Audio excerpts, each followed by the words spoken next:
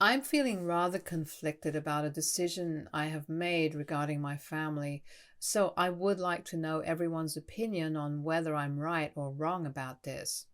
To start with, my life turned upside down 4 weeks ago when my husband, Dave, suddenly announced one evening that he was leaving me and our daughter.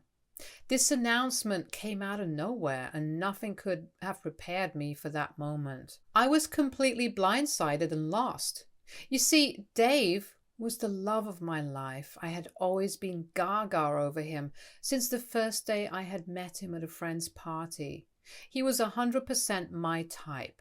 We eventually became friends and then started dating when we realized that our attraction was mutual. Getting into a relationship with him was easy, but the only thing that was missing from our relationship was sex. Right from the beginning, Dave had a laid back approach when it came to intimacy and would hardly initiate romance in any way. I was less experienced than him, so this nonchalant attitude of his would make me question if he even found me attractive at all. Each time he would assure me that he did, but would then come up with excuses like he was too tired after work. What really bugged me was that he would eye other women when we were out in public, so this wasn't like he wasn't attracted to women. Our physical connection was infrequent, happening maybe every 6 weeks, turning our relationship into more of a close friendship with occasional romantic moments. Though the scarcity did leave me wanting more, I held my tongue due to my love for him and my fear of making him feel uneasy by discussing this again and again. I convinced myself that with his experience, he would take the lead if he wanted more intimacy, so I decided to accept our situation as it was. It's important to note that Dave suffered from depression after his dad passed away when he was in college, so he was on medication, which might have been resulting in his low libido, or so I thought. Unlike our physical connection, Dave heavily relied on me emotionally. He was an introvert and never really shared a lot of personal things about his life with his friends, but when I came into his life, this changed. He started opening up to me about his childhood, his dad, and the family. I was happy to support him and be there for him in whatever way that I could. When I met his mother, Martha, for the first time, she was quick to notice this and gushed to me later how it had been years since she had seen her son so happy. Although we had a great 4 years of dating before he finally proposed to me, we did have a few hiccups when I caught him texting other women sometimes. The incident that stands out is when I once caught him talking to his ex-girlfriend about us during the initial months of our dating. His ex-girlfriend, Sonia, had been caught cheating on Dave with his friend Faz. Dave had left her despite her apologies, but Sonia would still try to get back together with him. I remember how she would text him a lot in the initial days of our flirting, and Dave would tell me that it was his ex's turn to grovel, and that he would never, ever be with a cheater like her. This is why it shocked me when I went through their chats and saw that he had been complaining about me, my job, my weight, my looks, and my cooking, among other things, to Sonia. Sonia had, of course, initiated all the conversations by telling him how she was better looking than me, but Dave, instead of defending me and blocking her, had kind of agreed to her. He had written long paragraphs about how I was definitely not his type and how he preferred women like Sonia, but since Sonia cheated on him, he had decided to settle with someone like me. Sonia had used derogatory comments about my belly, double chin, and back by using words like how I looked like a penguin. As you can imagine, I was utterly shocked and disgusted reading their chats. To clarify, I am not and have never been overweight. I go for yearly visits to the doctor and work out whenever I can. It's true I was not overly fit like his ex, who used to play volleyball for her college, but there was no reason for them to talk about me this way.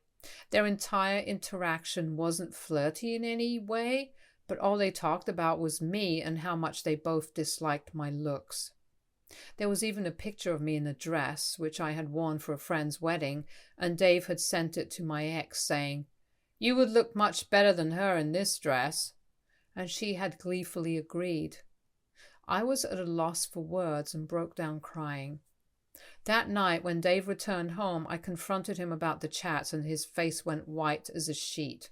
He immediately went down on his knees and apologized for how wrong he was to do this. I told him while crying that he could just have talked to me about this if he wasn't attracted to me, and we could have broken up without any drama. But Dave started pleading, saying how he loves me for my heart and that he couldn't survive without me. He continued to tell me how even though I was not his ideal type when it came to looks, I was still the person he wanted to be with. I was ready to leave that night, but his crying and groveling changed my mind. I hate how much I used to love him, because despite all these clear red flags, I thought this man would eventually change, to appreciate me for who I am. After this conversation, I asked Dave to block his ex, and he agreed, promising me that he would never talk to her again. This, coupled with a few other minor incidents, like when I found him chatting with random women on dating apps in the second year of our relationship, and he quickly apologized and deleted the apps, were the only ever hiccup in our dating life. In the months leading up to Dave proposing to me, he seemed to have changed, and we were the happiest, which is why I didn't think twice before saying yes to him. Since our marriage, we seem to have had a better and more fulfilling relationship. We were consistently intimate with each other, and he would tell me every day how much he loved me. We loved cuddling and watching movies or sleeping together on weekends. Eventually, I got pregnant with Cece.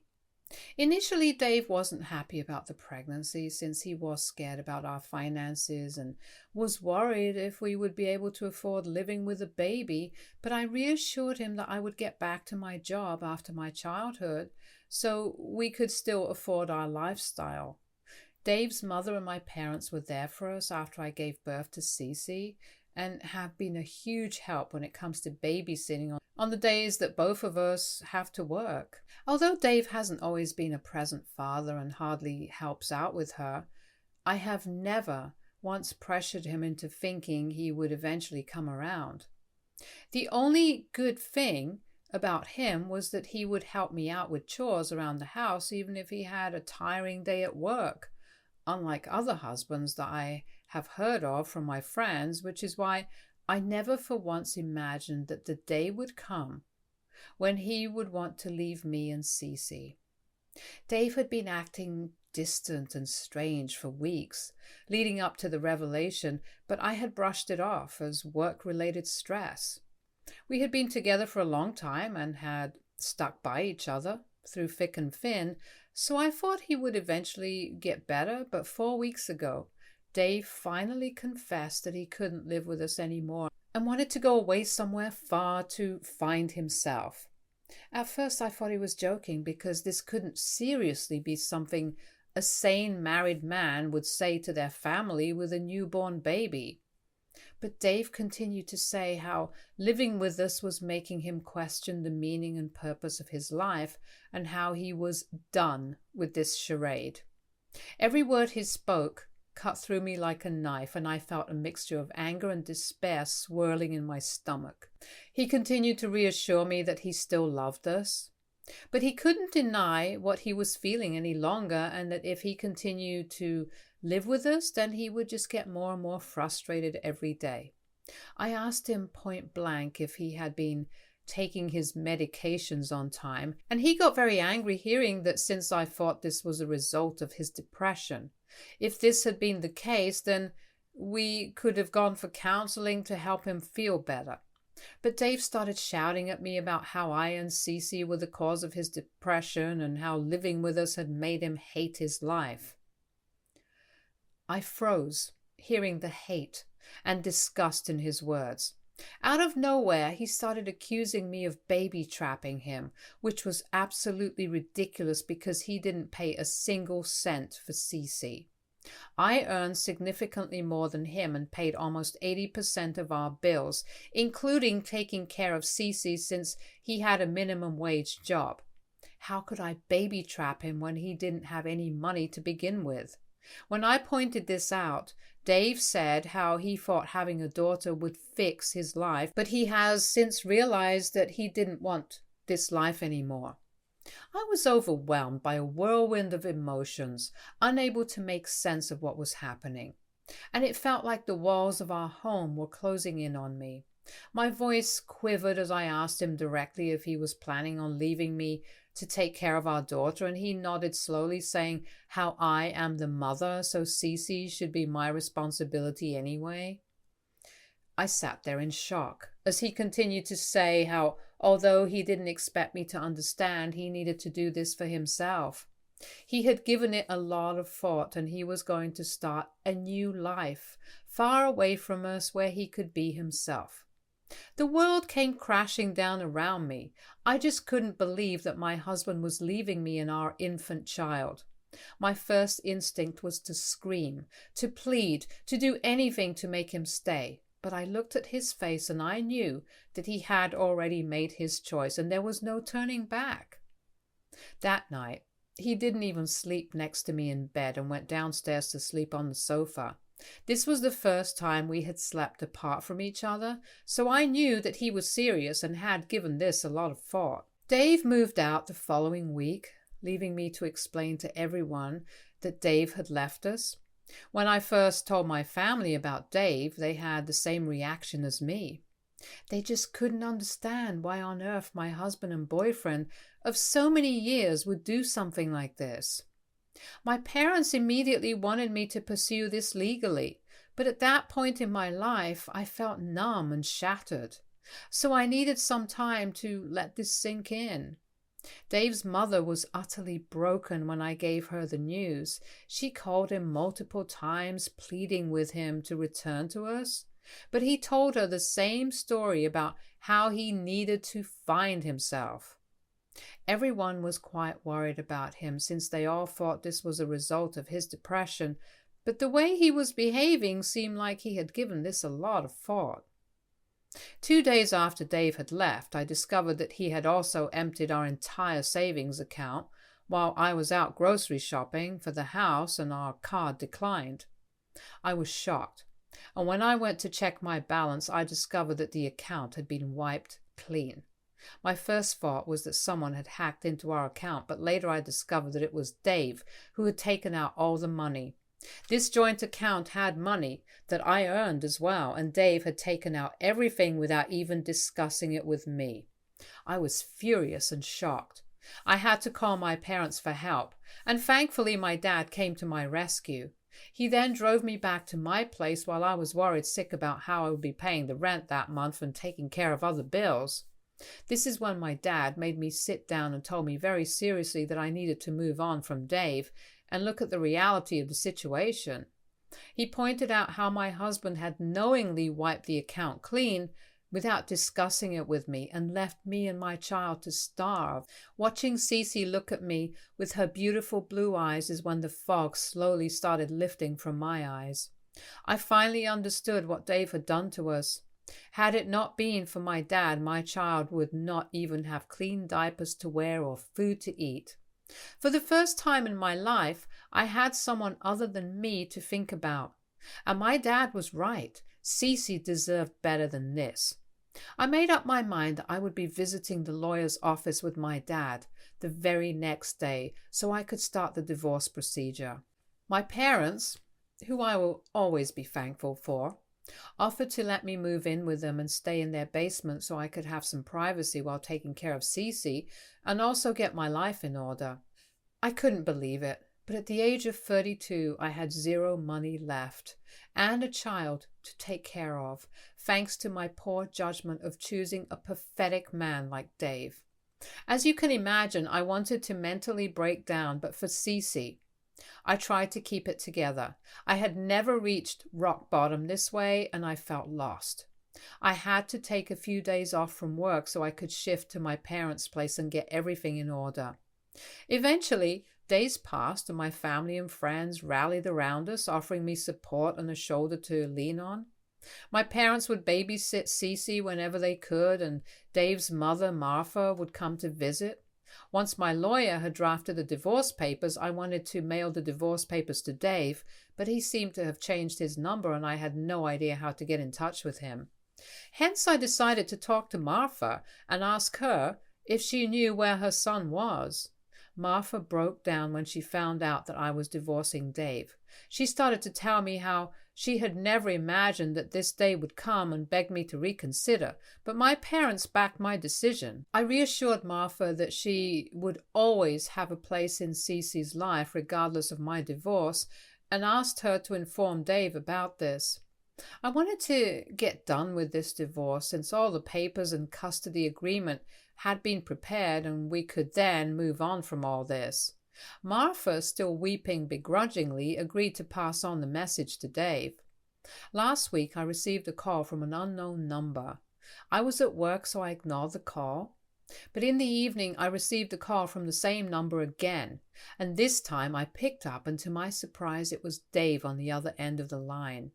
He tentatively told me hello while I was speechless to hear his voice after 4 weeks. He hesitated before telling me that Martha had talked with him about my decision and that he wanted to meet me urgently to discuss a few things. I firmly told him that anything he wanted to discuss he could talk to my lawyer, but Dave started pleading that he just had to see me. I was confused, so I asked him to clarify, but Dave was being very dodgy. He kept repeating how we needed to have this conversation and that it was really important. His repeated pleas were difficult to ignore, so I took a moment to gather my thoughts and finally agreed to meet with him alone, albeit cautiously. The rendezvous was set and we decided to meet at a cafe near my parents' place. As I hung up the call, a whirlwind of questions and uncertainties filled my mind, leaving me anxious about meeting him. I decided not to tell my parents anything until after I met him to see what the discussion he kept talking about was. I knew my dad would literally murder Dave if he got his hands on him. On the day of our meeting, I arrived early, nervously sipping my coffee as I waited for Dave. It wasn't long before he walked in, approaching me with a mix of hesitation and determination. I couldn't believe how in just 4 weeks this man had gone from the love of my life to someone I felt disgusted towards when looking at him. I didn't want to entertain him, so I kept quiet when he tried to awkwardly ask how I was doing or if Cece was doing well. Eventually Dave gathered his courage and told me how Martha had informed him of my decision to divorce him, which had shocked him completely. He told me that finally hearing the word divorce had made him realize what exactly he had done, and he didn't want to lose me and Cece. I stared at him blankly as he kept speaking all those empty words which I would have readily believed a few weeks ago, but now I knew much better. Dave then dropped a bombshell. He proposed that he wanted to come back to us and wanted me to forgive him. He said how things hadn't gone down the drain yet, so I could still forgive and forget about all this so he could move back and we would continue to live our normal lives. I stared at him in disbelief as he told me that he had realized that this was the life he wanted and couldn't imagine a life without us. I took a few moments to gather my thoughts, although I did want my child to have her father in her life. I knew that Dave and I would never go back to who we were. I also knew that if Dave had really cared for us, then he would not have emptied our joint account and left me and Cece to starve. What he had done was unforgivable to me, and I could never forget it. As much as the idea of getting back as a family appealed to me, I couldn't ignore the pain and anger that had built up from his abandonment. So I firmly told him that while I appreciated the offer, I just couldn't forget how he had selfishly decided to leave me and our baby to fend for ourselves. I told him that I was living at my parents' place and they were much more of a parent figure to Cece than Dave ever was. I reminded him how he had accused me of baby trapping him so he couldn't just waltz back into our lives because there was no guarantee he wouldn't pull this shit again in the future. I wanted to protect Cece so she could have a stable family to rely on. I reminded him how he was selfish enough to wipe our joint account clean while leaving me all alone to take care of our infant daughter, to which Dave tried to clarify how he knew my parents would take care of us and that he needed to clear his head. I scoffed at his audacity and told him that I would never be coming back to him. He kept pleading with me to reconsider, his eyes filled with desperation, but I knew that if I allowed him back into our lives, I would be taking a huge gamble, and I didn't want that anymore. My heart ached a bit at the thought of rejecting his offer, but I couldn't overlook the permanent emotional scars he had left behind. I walked out of the cafe thinking this would be the last time I had to hear of this. Unfortunately, since my meeting with Dave, Martha has been trying to make me reconsider my decision. She keeps saying how I should think about Cece and that my daughter would want to live with both her parents. She keeps arguing that Dave made a mistake and that as his wife, I should forgive him. She clearly thinks I'm being selfish and wants me to put my child's comfort above my heartbreak. However, I'm adamant about not giving Dave another chance. Due to her words, I have been questioning my own judgment, torn between the potential benefits of accepting Dave's offer and the memories of his abandonment. So, Reddit, am I the a-hole for rejecting Dave's offer and possibly keeping Cece from having a whole family? Should I forgive Dave and get back together with him? Update 1. In just a few days, I have received thousands of comments and messages from people, and I'm glad that majority of you don't think I'm the a-hole. I listened to everyone's advice and decided to first talk to my parents regarding this. They were shocked to hear that Dave had gotten back in touch with me, and my mother was furious that I went to meet him all on my own. My dad told me how Dave's constant changing of mind was really worrisome, and this could be a mental health issue, just like a lot of people have been commenting, so I should not be meeting him all alone. I agreed and told my parents of my decision to not let Dave back into our lives. My parents heaved a sigh of relief and told me that this was the right decision and I should continue to focus on my divorce.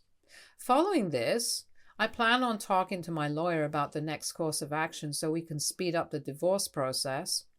I know there will be people who will think that I should forgive Dave, but this is no longer about me. My daughter deserves to have a more loving parent, and clearly Dave doesn't love us, so he doesn't deserve to have a second chance.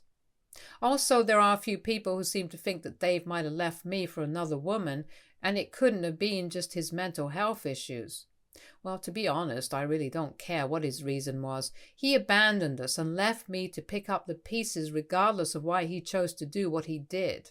Update 2. The divorce papers have been served to Dave, who is apparently living with his mother currently.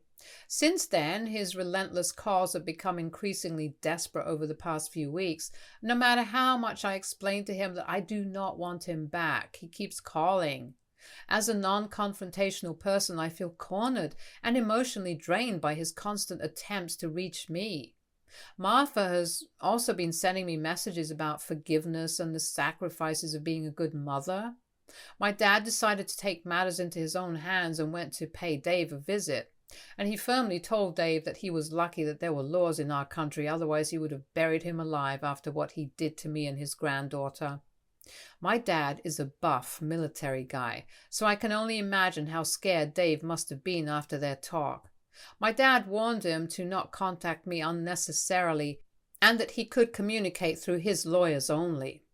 Martha tried to make my dad see how forgiving Dave would be best for everyone, but Dave retorted that she should have raised a better son who should have never walked out of his family in the first place. Martha argued that Dave was going through something mentally, but my dad pointed out how he had blamed me and Cece for walking out, so she should be blaming her son for all of this and not asking me to forgive him. Her texts also stopped after this. Meanwhile, despite all of this, I'm trying my best to not lose my focus on my work and perform well. I don't want to lose out on my job since I'm saving up money to eventually move out on my own. My parents have been more than helpful and I'm grateful to them every day. I don't know what I would have done if I didn't have the support of such loving parents. I have blocked Dave for now, so he can't disturb me anymore. I plan to see him directly during our divorce proceedings. Update 3.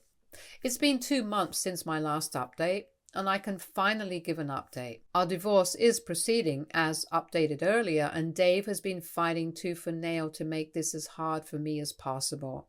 He clearly just wants to drag it out. Since we both own nothing, there is no property to split, and I do not want anything from him in alimony.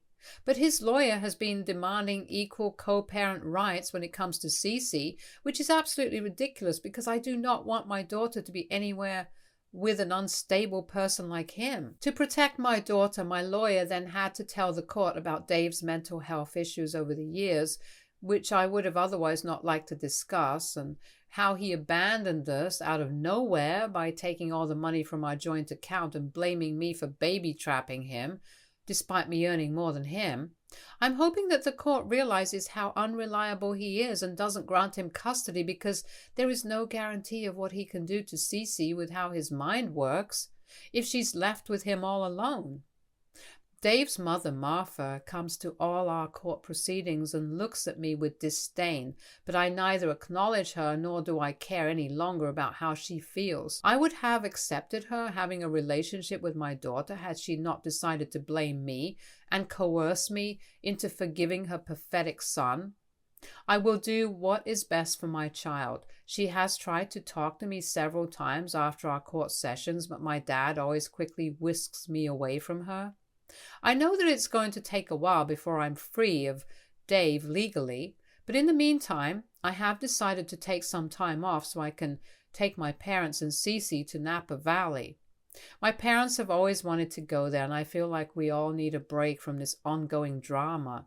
I want to create beautiful, joyous memories with my family despite what we're all going through. I know as long as we have each other, we can face whatever the future holds with strength and resilience. Since my last update 5 months ago, I have some happy and exciting news to share. First of all, I was recently promoted at work and it feels like a huge accomplishment since I now have better pay and can finally earn a comfortable income that would allow me to move out and live comfortably on my own with Cece. Although my parents don't want me to go, since they have become extremely close with Cece, I feel like this is a necessary step to find my own independence, and they understand. The promotion did not just bring financial security, but also the satisfaction of knowing that my hard work and dedication had finally paid off in the end. Secondly, I'm finally divorced. Thanks to my lawyer who fought for me every day for the last few months, I'm finally free from Dave and his mother.